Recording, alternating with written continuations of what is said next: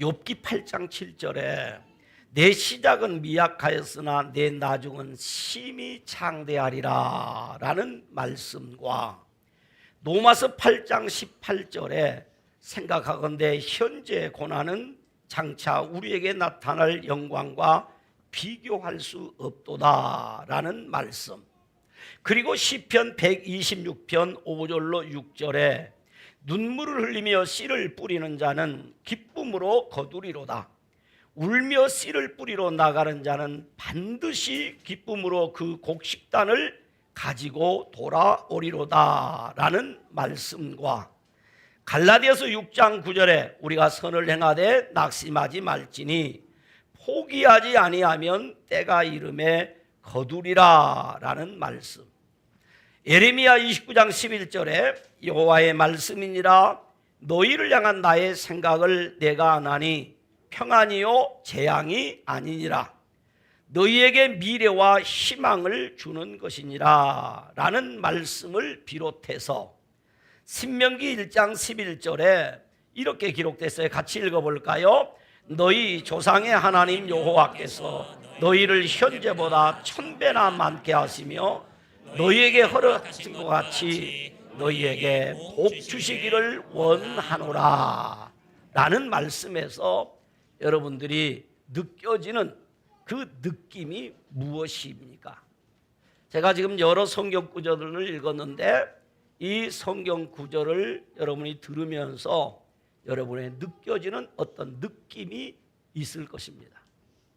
물론 사람마다 각기 다른 느낌과 다른 생각을 할 수 있겠습니다마는 저는 지금 나열된 성경 구절 말씀에 물론 각각 본문에서 그 의미와 뜻은 조금씩 다르게 기록되어 있는 것도 사실이지만은 그 본문에서 해석하는 것 말고 그냥 우리가 그 성경 구절들을 읽고 들을 때 느껴지는 것은 지금 곧 현재보다는 다음, 그리고 그 다음이 더 복되게 될 것이라는 희망을 품게 하는 말씀이라고 생각을 합니다.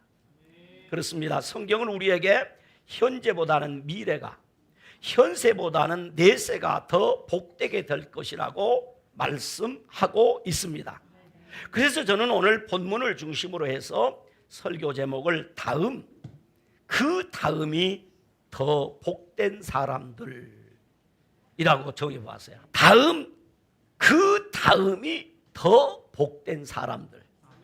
여러분이기를 주의 이름으로 축원합니다. 그렇다면 왜 성도들은 다음, 그 다음이 복된 사람들일까? 왜 성도는 다음, 그 다음이 더 복된 사람일까요? 그것은 첫째, 오늘 성도는 부활과 영생을 믿기 때문입니다. 따라하자. 부활과 영생을 믿습니다. 부활과 영생을 믿습니다. 이게 부활을 믿습니까? 라는 질문에는 두 가지의 의미가 담겨 있어요. 첫째는 예수님께서 죽으셨다가 다시 사신 것을 믿느냐라는 뜻과, 두 번째는 장차 예수님께서 다시 오시는 재림의 날 성도의 부활을 믿느냐라는 것입니다. 그러니까 예수님이 부활하셨음을 믿느냐라는 말과 우리도 예수님과 같이 부활할 것을 믿느냐라는 두 가지의 의미를 담아서 묻기를 부활을 믿습니까? 라고 묻는단 말입니다. 옥스퍼드 대학의 역사 교수였던 토마스 아놀드라는 사람의 글에 보니까 이런 글이 있더라고요. 나는 여러 해 동안 과거의 역사를 연구하고 그 사실을 조사하고 이에 대하여 기록한 문헌과 유물을 고증하여 그 사실 여부를 조사하여 오는 중이다. 그런데 그리스도께서 죽었다가 다시 살아났다는 사실보다 더 분명하고 완전히 이해할 수 있는 사실을 인류 역사 가운데서 보지 못하였다라고 그는 증언을 했습니다. 만약 예수님이 부활이 없었고 기독교가 예수님의 부활을 허위로 전했다면 기독교는 오늘날까지 존재할 수 없었을 것이고 모든 시대, 모든 민족, 모든 족속들이 결코 구원을 얻을 수 없었을 것입니다. 그러므로 예수님의 부활을 믿습니다. 왜냐하면 예수님은 확실히 부활하셨기 때문입니다. 예수님께서 이 땅에 다시 오시는 날, 다시 말하면 재림하시는 그날에 먼저 죽은 성도들이 또 부활할 것이고, 그때 살아있는 성도들은 산채로 주님을 맞이하게 될 것입니다.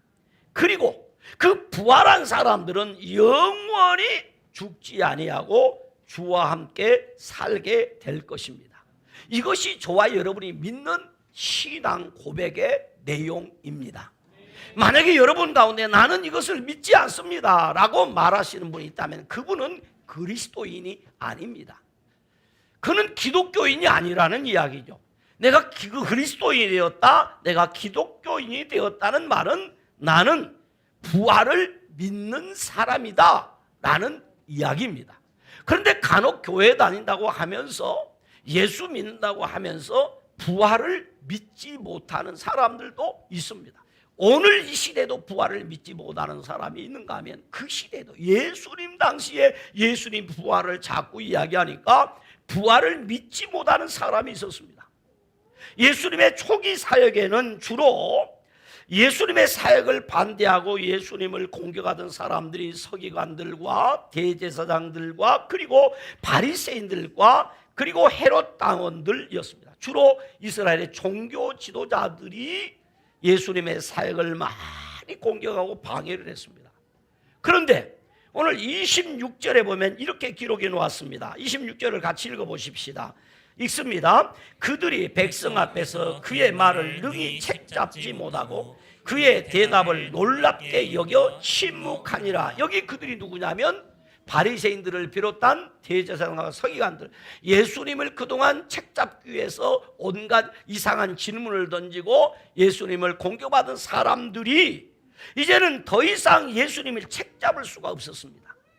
그들이 어떤 질문을 하고 어떤 물음을 해도 예수님의 가르침 앞에, 그들은 예수님의 권위 있는 가르침 앞에 다 굴복을 당했어요. 그래서 오늘 본문에 보니까 오히려 그들은 침묵하면서 예수님의 말씀을 놀랍게 여기고 있었다는 것입니다. 그렇다고 예수님을 공격하는 사람들이 사라졌다는 이야기일까요? 그것은 아니에요.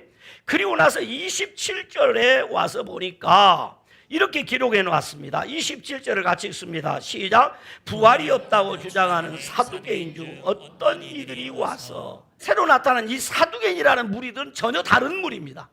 그래서 오늘 27절에 바로 말하기를 사두개인들은 어떤 사람인가를 단정적으로 딱 결론을 내려놨습니다.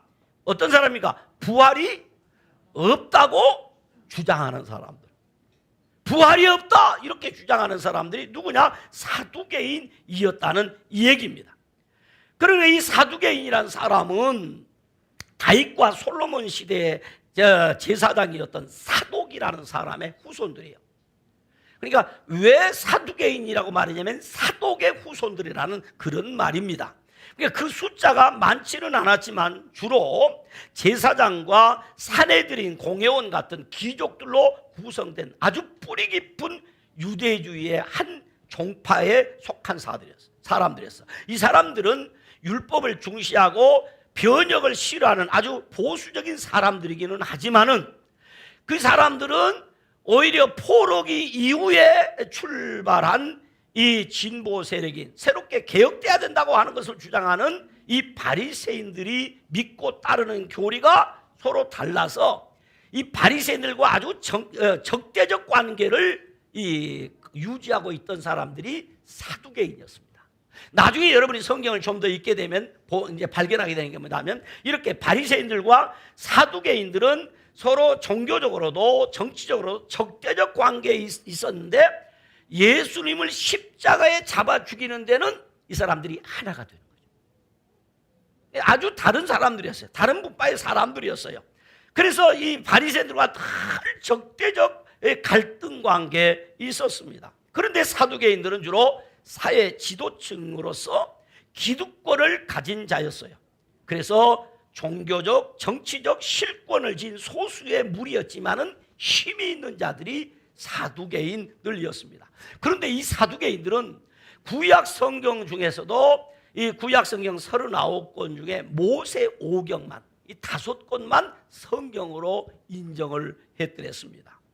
그리고 오늘 본문에서 말한 것처럼 그들은 부활을 믿지 않았고 내세와 천사와 사탄 등 신비 사건을 믿지 않았어요. 성령의 역사를 그들은 받아들이지 않았어요. 그리고 그들은 단순하게 인생의 성공과 실패, 인간이 살아가면서 성공하고 실패하고 어려움 당하고 잘 되는 것, 이것은 그 사람의 삶의 결과일 뿐이지 그 인간의 삶에 하나님이나 신앙적인 문제 때문에, 다시 말하면 어떤 사람이 하나님과 관계가 잘못되어서 잘못되는 일이 있다거나 하나님 앞에 은혜를 받고 복을 받아서 잘 되는 그런 것은 없다 이겁니다. 그것은 다 인간 개인의 삶의 결과인 것이다, 이렇게 사두개인들은 주장해요. 이처럼 부활을 믿지 않는 사두개인들이 예수님을 찾아왔습니다. 그러면서 마치 그들이 율법을 잘 지켜 사는 것처럼 이 편협한 지식을 가진 이 사두개인들이 모세 시대 훨씬 이전에 이스라엘 사회와 고대 근동 사회에 널리 이스라엘인들에게 퍼져 있던 풍습 중에 하나였던 모세의 그 풍습이 모세 율법 시대에 성문화된 법이 하나 있어요. 그러니까 모든 사람에게 일반적인 법이 아니라 특수한 법이 하나 있었어요. 그 법이 무슨 법이냐면 그 법에 대해서 여러 가지 명칭을 우리가 사용해요.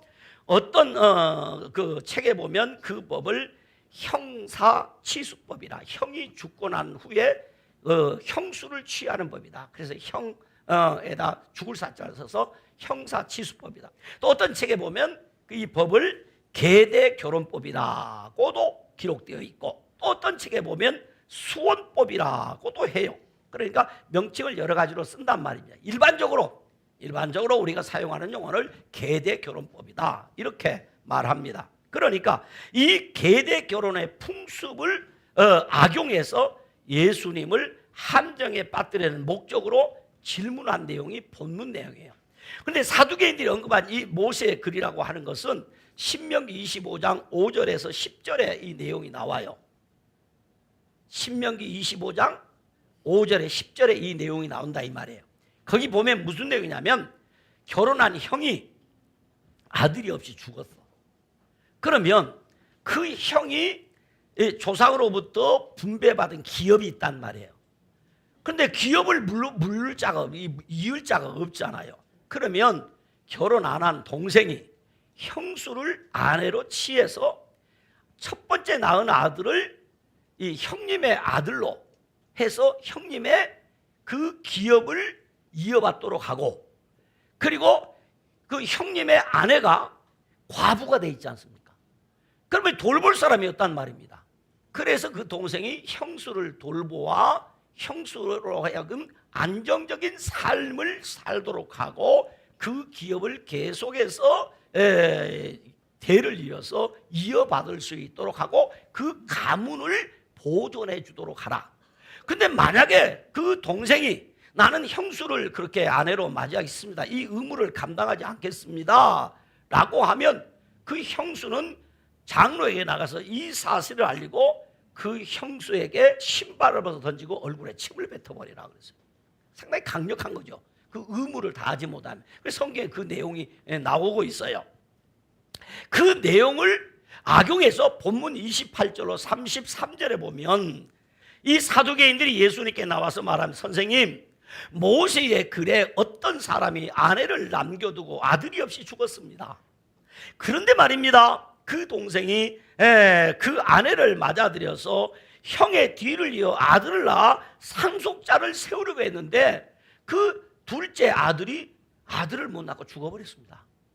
그래서 셋째 아들이 또 그 형수를 아내로 맞이해서 그 형님들의 대를 이을 상속자를 삼고 그러려고 했는데 셋째 아들도 죽어버렸습니다. 여러분, 얼마나 지금 이 이야기를 꼬아버리는지 모릅니다. 그런데 그 집에 아들이 7명이었습니다. 여러분 생각해보세요. 그러면 7째는 몇 명을 낳아야 자기 대를 잇는 겁니까? 그런데 7 아들이 다 형수에게 장가를 갔습니다. 그런데 7 아들이 다 죽었습니다. 그럴 일이 있겠습니까? 그럴 일이 있겠냐 이 말이에요. 이거 실제로 있었다는 이야기가 아니라 가정에서 이 사두개인들이 예수님을 난치하게 만들고 자기들이 주장하는 부활이 없다는 사상을 논증하기 위해서 이런 아주 괴상한 논리를 편 거예요. 그런데 7 아들이 다 죽었는데 이 여자도 죽었습니다. 뭐 죽지요. 그런데 부활이 있다면 부활의 날에 이 여자는 과연 누구의 아내가 되는 겁니까? 이렇게 물었어요. 이런 괴상한 질문을 지금 이 사두개인들이 와서 예수님께 지금 한 거예요. 그러면 이 계대결혼법을 하나님이 정해준 목적은, 첫째는 죽은 형제를 대신하여 대를 이어줄 후사를 낳아줌으로써 그 형제의 가문과 기업을 보존해주기 위해서 하나님이 주신 법이에요. 두 번째는 남편과 사별로 의지할 곳 없는 과부를 보호해줌으로써 이스라엘 여인이 이방인 남자와 결혼하는 것을 방지하여 종족의 순수성을 보존하기 위해서 이 법을 주신 거란 말이죠. 그러니까 계대결혼은 단순히 집안의 대를 이어가고 혈통을 보존하기 위한 것만이 아니라 이스라엘 민족이 가나안 땅에 들어가 각 지파, 각 집안, 각 가족별로 기업을 받았어요. 다 분배를 했단 말이죠. 그 기업을 유지 전승하도록 하는 고헬제도와 연관이 있으면, 즉 혈통이 끊어져 그 기업을 유지 보존하지 못하거나 남의 기업이 되는 것을 막으려는 목적으로 계대결혼을 허락하시고 그 법을 정해준 것이다 말이에요. 그렇게 잘한 사람이 바로 룻과 보아스예요. 그래서 보아스가 대를 이음으로 거기서 누가 나오냐면 다윗의 할아버지가 나오는 것이, 오벳이 나오는 거죠. 이렇게 대를 계대법을 잘 활용하도록 하는 것이죠. 그러므로 이 법은 통상적으로 자주 발생하는 그런 법이 아니라 만약의 경우 생길 수 있는 상황을 가정해서 만든 법이란 말이에요. 만약에 이런 일이 생기면 이렇게 하도록 하라. 그러니까 우리 성경에 나오는 이 가르침이 얼마나 세밀한가 하는 것을 우리로 하여금 알게 하지요. 이것을 악용하라고 기록해 놓은 게 아니란 말입니다. 그런데 이 사두개인들이 이런 법을 악용해가지고 곱게 해가지고 예수님을 함정에 빠뜨림으로 부활이 없다라는 자신들의 주장을 합리화하려고 이 7형제가 있는 가정에 그 불행사를, 이 가정의 불행사를 가정해서 예수님께 7이 다 그렇지 했는데 부활 때 그 중에 누구의 아내가 되겠습니까? 여러분에게 물어도 누구의 아내요? 예수님을 아주 난처하게 함정에 빠뜨리려고 이런 가정법을 써서 예수님께 질문을 했어요. 이들 얘기가 그렇습니다. 부활이 있다면 이와 같이 아주 곤란한 일들이, 복잡하게 꼬인 일들이 많이 생길 것인데 그러므로 부활이 없습니다. 이런 문제를 해결할 길이 없지 않습니까? 그러니까 부활이라는 게 없습니다, 이 말이에요. 사두개인들이 이렇게 얘기할 때 예수님이 아주 명쾌하고 간단하게 대답을 합니다. 이 질문에 동일한 병행구절을 기록하고 있는 마태복음 22장 29절에 예수님이 뭐라고 딱 했느냐, 이렇게 기록했어요. 22장 29절에 이렇게 기록합니다. 우리 성경을 같이 읽어봐요. 시작. 너희가 성경도 하나님의 능력도 알지 못하는 거로 오해하였다. 야, 이 무식한 놈들아, 이 말이에요. 무식한 소리 하지 마라. 너희는 뭘 모른다? 성경을 모른다. 너희는 뭘 모른다? 하나님의 능력을 모른다, 이 말입니다. 하나님도 모르고 성경도 모르고 하나님의 능력도 모르는 사람이 하는 아주 수준 낮은 질문이라는 거죠. 왜 그렇습니까? 사두개인들은 성경을 다 믿지 않고 모세 오경만 믿습니다.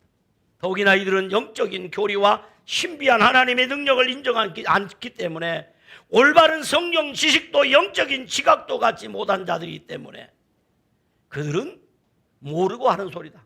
혹 성경을 다 안다고 다 인정한다고 할지라도 영적인 지각과 분별력이 있다고 우리가 할지라도 하나님의 일과 하나님의 능력, 보이지 아니하는 영적 세계와 장차 일어날 일을 우리가 다 알 수 없습니다. 그래서 우리에게 다 깨달아 알라고 말하지 않고 믿으라 그러신 거예요. 참 하나님은 너무나 우리를 사랑하셔서 너 이거 다 안 다음에 믿으라고 하지 않고 믿어라 그랬어요. 아멘? 우리 믿는 거예요. 부활을 믿습니다. 그렇습니다. 알고 믿는 것이 아니라는 거죠. 그러므로 이들은 전혀 알지 못하고 지금 부활을 부정하고 있다는 거죠. 그래서 본문 34절에서 36절에 예수님 부활이라는 성경의 가르침, 하나님의 능력에 대해서 가르친 말씀이 34절에서 36절의 말씀이에요. 자, 성경을 펼칩니다. 34절에서 36절 말씀을 같이 읽어봅니다. 읽습니다. 시작. 예수께서 이르시되 이 세상의 자녀들은 장가도 가고 시집도 가되 저 세상과 및 죽은 자 가운데서 부활함을 얻기에 합당히 여김을 받은 자들은 장가가고 시집가는 일이 없으며 그들은 다시 죽을 수도 없나니 이는 천사와 동등되며 부활의 자녀로서 하나님의 자녀임이라. 할렐루야. 놀라운 얘기였어요. 당시 유대인들은, 이 사두개인들은 어떻게 생각을 했느냐 하면 부활 이후의 삶도 현실의 삶과 같다. 유대인들이 당시. 근데 이것조차도 사두개인들은 안 믿었죠.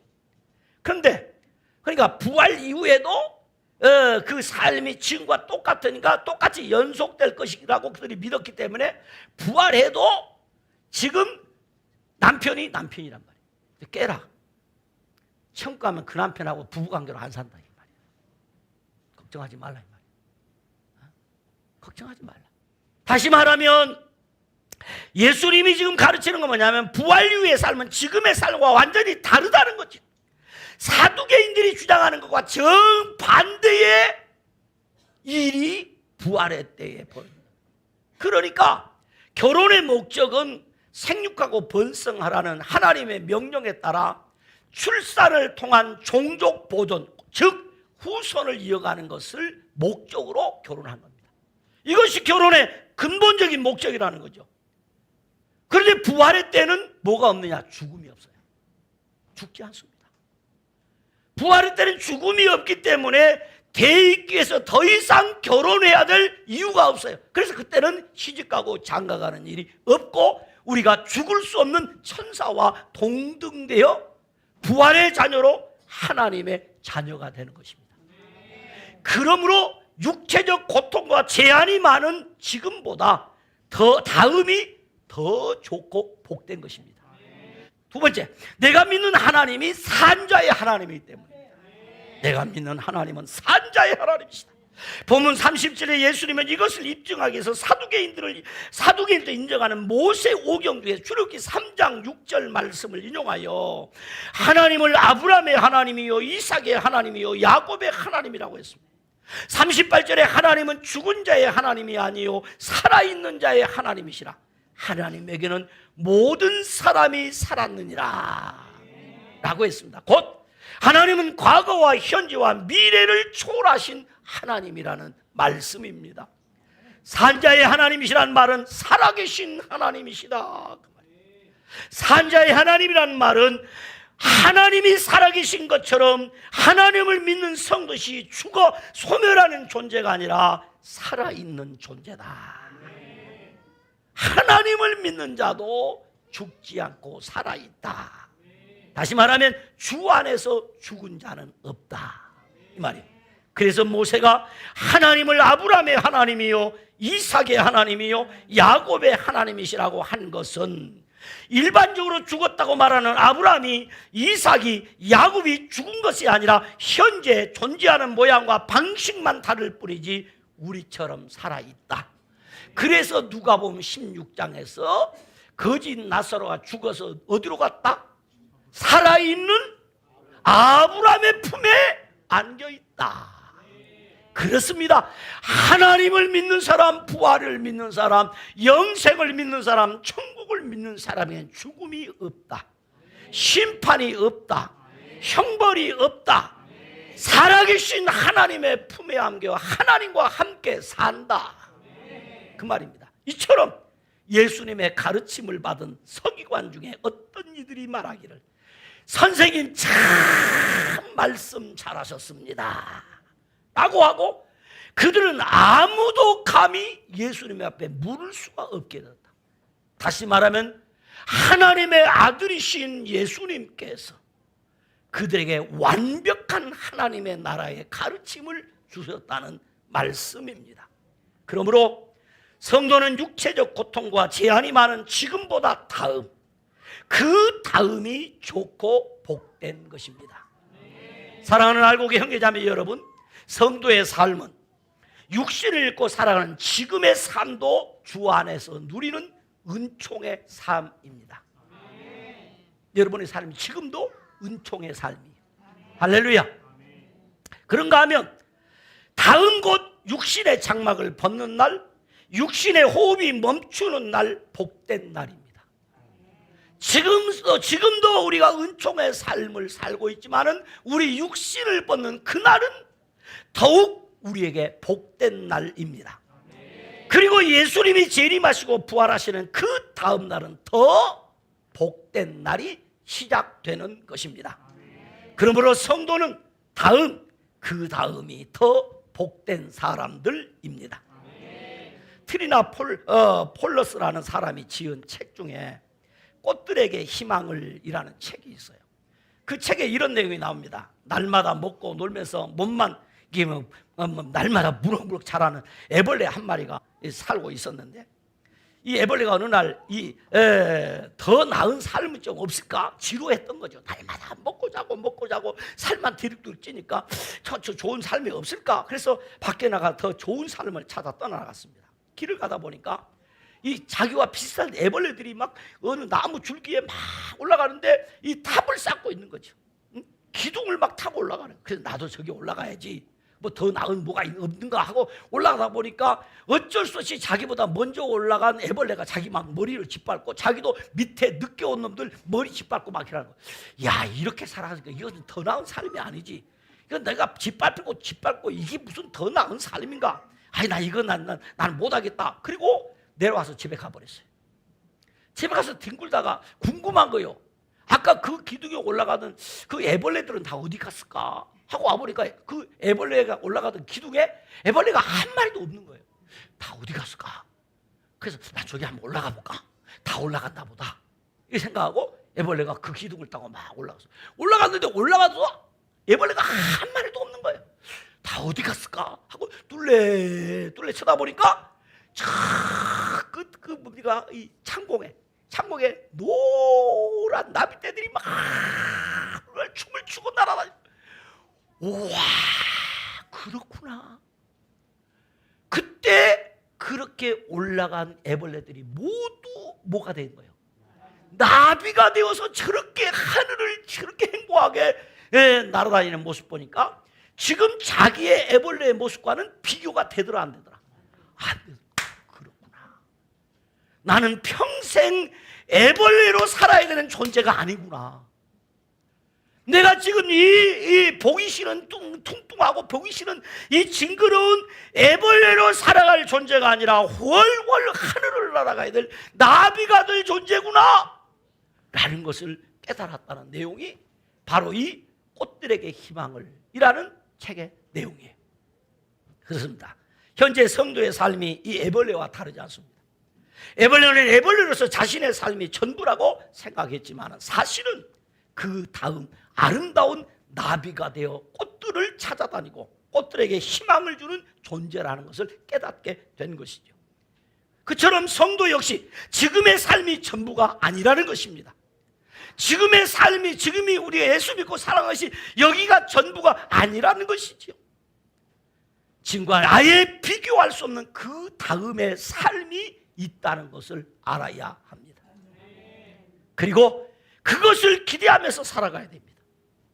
지금을 넘어 장차 주님이 오시는 날, 부활하여 주님처럼 되는 날이 있다는 것을 믿고 사모하면서 살아야 합니다. 이것이 부활신앙이요, 이것이 영원히 우리가 사모해야 될 천국 신앙인 것입니다. 지금으로 만족하고 지금으로 끝내는 삶을 여러분은 사실 것입니까? 아니면 천국에서 부활 이후 영원한 삶, 그 다음이 더 복된 삶을 사시겠습니까? 다음을 사모하고, 그리고 그 다음 더 복된 삶을 사모하면서 살아가는 것이 우리의 신앙이요 성도의 소망인 줄로 믿습니다. 그러므로 성도는 그 다음이 더 복된 사람들입니다. 여러분에게 이 은혜가 있기를 주님의 이름으로 축원합니다. 하나님 아버지 감사합니다. 우리에게 이렇게 새로운 소망을 갖게 해주셔서 감사합니다. 그 다음이 더 복되고 아름다운 삶을 살아갈 수 있는 소망을 갖게 해주셔서 감사합니다. 그러므로 이 땅이 전부가 아니라 그 다음이 있음을 우리가 알게 하시고 기대하고 소망하며 살아가는 우리의 삶이 되게 하여 주시옵소서. 예수님 이름으로 기도드리옵나이다. 아멘.